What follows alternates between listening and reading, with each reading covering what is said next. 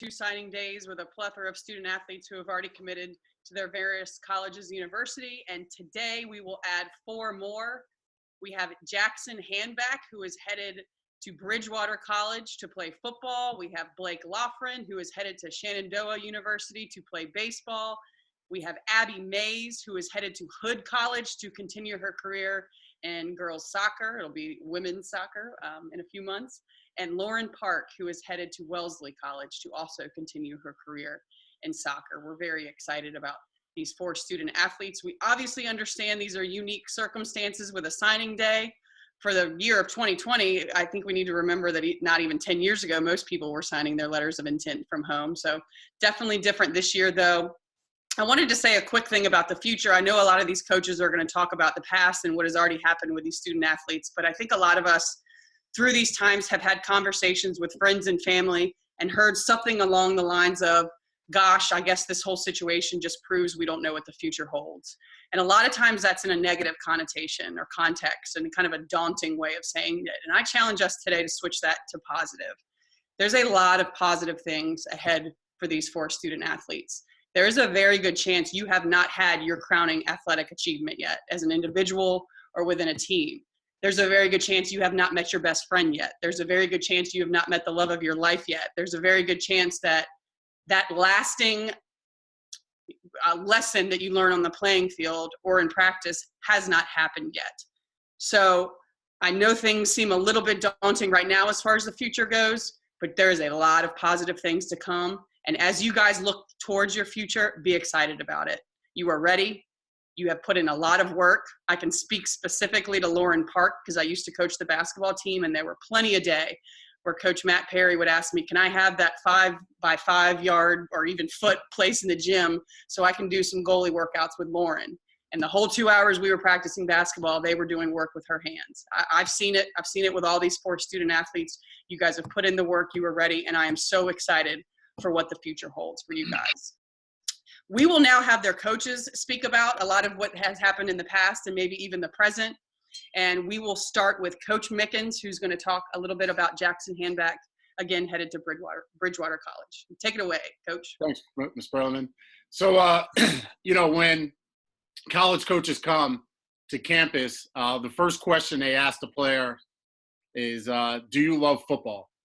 And over time, I've seen guys respond to this question in a couple of different ways. Some guys earn scholarships, some guys lose scholarships by their reaction to that question. And along the way, what I found is that the guys that love the game typically are really good, great community members. They're great on our team. They're great in the locker room. And what it is that their light shines through. Their love of the game is something that they can't fake. And it comes off to everyone around them, and it makes everyone better. You see it in the off season. You see it in practice. You obviously see it in games. But, from the day that I met the Handback family and Jackson in particular 2 years ago, I could tell that he was one of those guys that loved our sport. And if you've ever seen him during a game, then you know exactly what I'm talking about. Actually, if you've ever seen him before, after, during, in practice, at any point, he just loves football. His enthusiasm was contagious to everyone in the stadium. Our team, our student section, our parents were all going to miss his exuberance just in the hallways and everywhere. He just brought an excitement to the game or about the game that you just can't have unless you love the sport. I'm extremely thankful that I got the opportunity to meet the Handback family and in particular to be able to coach Jackson the past 2 seasons. His toughness and team first mentality, that's a big deal. He was always a team guy first, no matter what. That'll be missed. And he's grown our program, the last 2 years. We're not going to miss him because a piece of him will be within our program. He wouldn't allow guys to be anything other than a team first guy. And for that, I'm very thankful that he chose us for these last 2 years. I'm excited for him and his family that he's going to get an opportunity to continue his playing career at Bridgewater next year. I know his family's extremely excited. Congrats, big dog. I love you, man. And thank you. Just thank you for the input and thank you for everything that you've given us the past 2 years. Thanks for those words, Coach Mickens. Next, we're going to hear from Coach Tim Mary, who's going to speak about Blake Loughran, who again is headed to Shenandoah University to play baseball. Coach? Greetings, everyone. It's an honor to be here. Blake, first of all, I want to tell you how proud I am of you and what you've accomplished here. And you've been a great example of what I hope that I live and try to breathe and walk and talk every day on the baseball field or in front of our team is having a goal or a dream and being all into that dream and committing small daily habits and 1% improvement every day that leads to the growth that allows you to get to that dream. I thought it was funny in that the game of baseball, the ball typically will find you at a critical point in time. And just like our study of the Why the Best Are the Best from Kevin Eastman, in 25 words, your word that came up was commitment. And that's exactly what you did to achieve this dream. And you weren't some of the time committed or part of the time committed. You were all the time committed. And you've been a part of the program for 4 years, and you've been that way since day one 4 years ago. You improved your physical body with that commitment. You improved your baseball skills, and you also improved mentally, which it takes all of that to play at the next level. The thing that I'm most impressed with is that, again, throughout your career, regardless of the game or the meaning, the biggest game or the smallest game, you were very solid, and you always gave us a chance to win. And just through your competition and through the things that I spoke of there, most people don't realize that Shenandoah University, if I were to ask what baseball program in the state of Virginia has the best winning percentage over the last 5 years, or I said which program has the best winning percentage over the last 10 years, the answer to both of those is Shenandoah. They've won 756% of their games, or 76% over the last 10 years. So I know that you'll get some great coaching there with the Coach Anderson and his staff. I know that you'll continue to grow and do well. There's tremendous stories of non-D1 successes, people that have gone on to life to either have great major league careers or business careers or whatever type of careers. And I hope that will continue to motivate you to do what you've done and do it beyond that at the next level, whatever you decide to do. Blake's going to be a STEM major there, and I know you're going to work hard and put the effort into achieving academically as well. Lastly, Blake, I've had a tremendous amount of fun with you over the years, and there's been no Trinity baseball player in the past nor in the future that has ever or will ever have as many birthdays as you've had. So I've enjoyed celebrating all those birthdays with you. You've been a great sport. I love you, and I know you'll do well. I wish you the best. Thanks, Coach. All right, next we will hear from Coach Hamlin and Coach Phillips. Abby Mays headed to Hood College to play women's soccer. I'm really excited to talk about Abby. She's such a wonderful person, first and foremost, and I've really enjoyed getting to know her these last 3 years. As far as the soccer field, she's a dedicated and very versatile player. She always put the team first and really became, especially this year, an exceptional leader. Despite the fact that she was injured throughout the winter, she still came to the winter training sessions, outdoor sessions in the cold. Not so bad if you're running around playing, but if you're not able to play, she would just kind of bundle up and watch and just to be there for her teammates. Also, we had a group that played indoor soccer this winter in a league. And again, she was injured and couldn't play, but she came to most of the games, helped coach, helped lead, and that just showed her commitment to the team. I think all of us who've been around athletics have been around teammates who were great until they got hurt, and then when they get hurt, they kind of disappeared from the team. But that is not Abby. She was always all in for the team, no matter what. And that's one of the things, even though I'm talking about what she did when she was injured, impresses me the most. But let's talk about when she wasn't injured and when she was playing, and how great she was. One of the ways that manifested itself was how much physically stronger Abby became in her time at Trinity. Shout out to Coach Banworth, but also a huge shout out to Abby for the work she put in the weight room. And getting stronger made her a much better soccer player. I also think it just made her a much more confident individual on and off the field, and ultimately it made her a beast. And I think the moment that really unlocked Abby's potential and really catapulted her Trinity soccer career was halfway through her 10th grade year. Coach Matt Perry had the brilliant idea to make her a center back. And I didn't mean that sarcastically. I know some people say brilliant, no, it seriously was an absolutely wonderful thing that he decided to do for our team and for Abby. Now, making the switch from center back, from center mid, where she was playing, to center back mid-season, that's almost unheard of. And anyone who knows the sport of soccer knows this is a massive change in your responsibilities. Abby was a good center mid. That wasn't the issue. The team just needed her more in the back. She had never played center back. And now as a sophomore transfer on a team with some big personalities and high expectations, she made this move that was packed with pressure. But Abby rose to the occasion. Her change in position set off a whole chain of events that turned that season around in 2018, led to some really memorable victories and ultimately a trip to the state Final Four.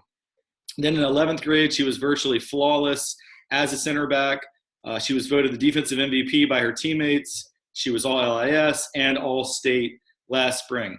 And I know coming off that injury this winter, she was healthy coming into the spring and poised to have an even better senior year based on the play we saw in practice in February and early March, and also the first two games that we were able to get in before the season was sadly halted.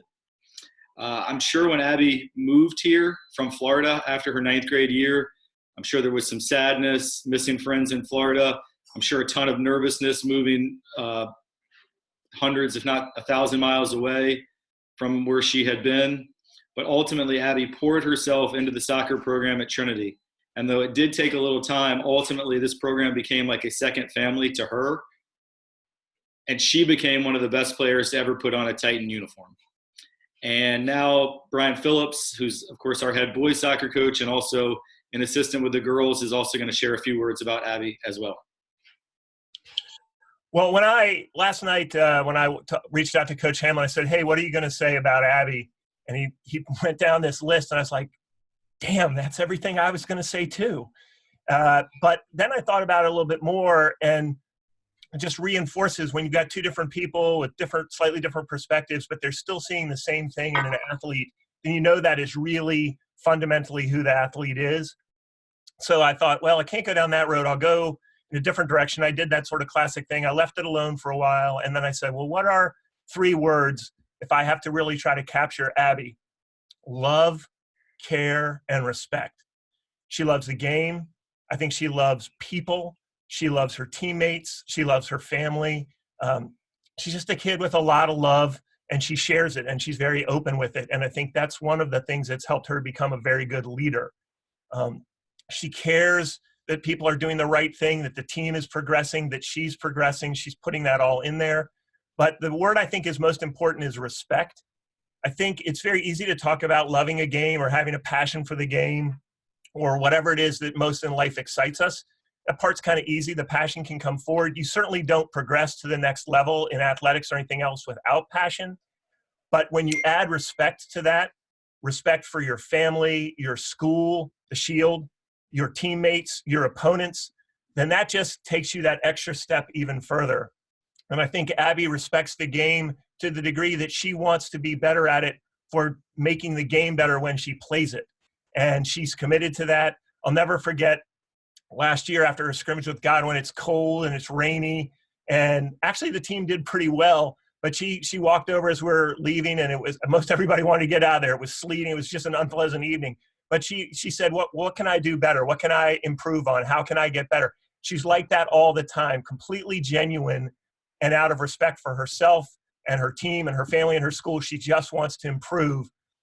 And then the only other thing I'll say is I've had the privilege a couple of times, but I went out occasionally to watch Abby when she played her club games. And I don't know how to explain it other than when you see an athlete who's in the midst of competition and they're on the ball or they're in the play at a moment and they just look like they could not be happier, that is one of the greatest rewards a coach can ever have. And when you're not coaching in the game itself, you're just a side spectator, and you still get that vibe from an athlete. I think that's why coaches coach, is to just see those athletes have those moments of pure joy in the midst of competition, doing it the right way. And that is how I will always remember Abby.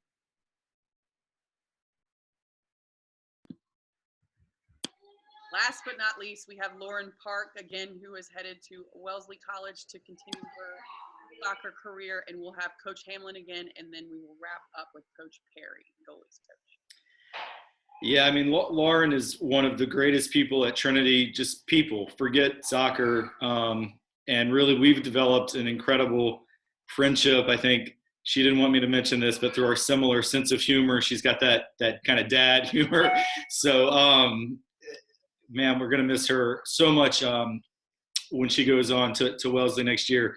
Now, as far as soccer, I mentioned a few minutes ago, Abby being put in a pressure-packed situation, moving to center back midway through her 10th grade year. But if you want to talk about a pressure-packed situation, imagine playing arguably the most difficult position and most pressure position in all of sports, goalkeeper, as a 9th grader who had relatively limited experience at the position. She'd only played a couple years of rec ball, and then playing with, particularly her freshman year, a group of seniors who'd had a lot of success and had very high expectations. That is pressure. And Lauren did well as a freshman. I mean, for her experience level, I think she did great, but she made some mistakes, of course. But the impressive thing is she was tough-minded and committed to getting better. And she started working with Matt Perry, who's quickly becoming the most famous person in this meeting. And she got way better working alongside Coach Perry. Ms. Perlman already mentioned it, but I mean, they would work after school in the gym if the weather was bad, or out on the baseball field. I live near Trinity and often, go for a walk around campus in the evenings or on weekends. I would see Lauren out there working with Coach Perry. And like Ms. Perlman mentioned, during the winter, there were many times when I was coaching a boys basketball practice, and Lauren and Matt had carved out a little corner of the gym for her to just put that extra work in. I've rarely coached an athlete with Lauren's work ethic and her constant desire for improvement. She even began to study video of some of the best goalkeepers in the world to help in her development. And that really all started to pay off last year, I think. I mean, she had steady incremental improvement throughout, but as a junior, it really started to pay off. Lauren was a leader in the most successful regular season we ever had in the girls program, with 13 wins in the regular season and only 1 loss, as well as 3 ties. She was rewarded for all those efforts by being named all-league and all-state goalkeeper. And she's also, I think most importantly, just a wonderful teammate. Super coachable, respectful of each and every member of the team, and she's just constantly trying to help the team in any way she possibly can. And then off the field, she's been such a leader at Trinity, serving in student government. She's involved in many clubs. IB, I mean, I don't know how she juggles it all, but it's really impressive. What an awesome young lady. And now you'll finally get to hear from the man behind the improvement. Matt Perry himself is going to say a few words about Lauren. Thank you, Coach Perry, and Abby and Lauren, Blake and Jackson, you guys too. So proud of all you guys. We'll miss you, but congratulations on everything. Thanks, Coach, and thanks for the kind words. Totally not deserved, but I'll take them anyway. I'll take any moral victory I can get these days. So anyway, so what I want to say about Lauren is this. It's not just really about her, the improvement of her technical abilities. I mean, that was a good story in and of itself. I mean, there were times in the last season and then at the beginning of this season where I would turn to one of the coaches on the sideline and be like, I couldn't make that save in high school. And I'd say that probably more often than I'd like to admit, but she was just, I mean, Lauren, you have all the skills, you have all the technical ability you need. in order to flourish at the next level. And you've had that, quite frankly, for over a year now. But I think the most impressive growth has been the growth kind of between your ears and in your mental toughness. I remember, your parents remember, you remember some rocky times when it was not easy to keep your head in the game, focused, going through. I mean, as the only goalkeeper on a varsity team as well, you get a lot of reps in practice, like a lot, and there's nowhere to hide. It's not like you can go take a couple reps off. When you're not feeling it, you're right back on stage again 30 seconds later. There were times, particularly in your freshman and sophomore year, where I'd have to call a timeout, be like, all right, you know what, just take a second, go gather yourself, come back in, let's get back at it. But the second half of last season and then this season, including the work we did in the winter together, that I wasn't the one calling the timeout. It was you doing it. You were the one who was saying, you know what, just give me a second. I don't like where I am right now. You get your head together, you come back in, and you kill it. And it's not saying you had to do that a lot, because you had to do that less and less over the years. But that's the part that's most impressive to me. It's the mental toughness and the resilience. I mean, I know Trinity loves to talk about resilience, and it's so important, that grit. And, you know, at some point, soccer is going to be in your rearview mirror, at least as a player. But that tenacity and that mental grit is going to be with you forever. That is I think that's what's going to make the biggest difference for you next year. That the ability to get to that competitive high level, hold yourself accountable to it, and deliver. And that is more of a mental thing than it is a technical thing. And you've got it. You're ready. So congratulations. Thanks to all you coaches for all those words. It is now time for our 4 student athletes to pick up a pen and sign your letter of intent. Parents or family members or whoever's around, if you guys could take some pictures so we can throw them up on Twitter, that'd be great. So go ahead and sign. I think while they're signing, I want to thank the almost 100 people who showed up for the signing day, the coaches who did not hesitate when I asked them to speak online today. Coach Mary is actually on his hotspot in the middle of absolute nowhere. So he left his fishing pole behind and left the boat finally and got in the car and again didn't hesitate. And then obviously to you student athletes. So thanks for everybody for coming. Again, your future's bright. Know that you always have a home at Trinity. The last person that I want to thank is Mr. Short for coming. You know, we talk a lot with our student athletes and just our kids in general about support. And sometimes the best thing you can do to support people is just to show up. And he did that for us today. So thank you for Mr. Short. Thank you to everybody. I hope to see you guys in real life soon. And again, to you 4 athletes, congratulations. We're excited for you guys.